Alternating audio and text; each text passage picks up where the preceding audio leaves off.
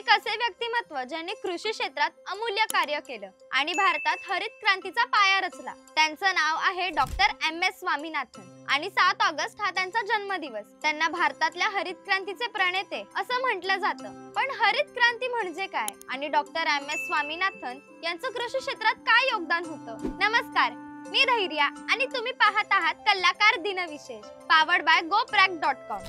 Doctor M S. Swaminathan यांचा जन्म 7 August 1925 रोजी तमिळनाडू मधल्या कुंभकोणम या ठिकाणी झाला। त्यांचे वडील डॉक्टर होते।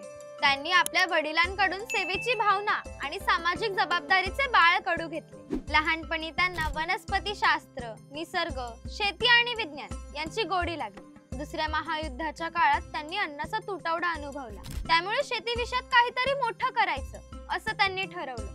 गरिबी आणि भूक मिटवण्याकरता विज्ञानाचा वापर करावा असं त्यांनी लहानपणीच ठरवलं। कृषी क्षेत्रातील वैज्ञानिक सुधारणा आणि तांत्रिक क्रांती ज्यामुळे अन्नधान्यात उत्पादनात वाढ होते ती म्हणजे हरित क्रांती। त्या काळात हरित क्रांती हे एक मोठे स्वप्न होते आणि ते स्वप्न साकारण्यात डॉक्टर एम.एस. स्वामीनाथन यांचा सिंहाचा वाटा होता। म्हणूनच त्यांना भारतीय हरित क्रांतीचे जनक असे म्हटलं जातं। संपूर्ण व्हिडिओ पाहण्यासाठी आपल्या कलाकार YouTube चॅनलला नक्की भेट द्या।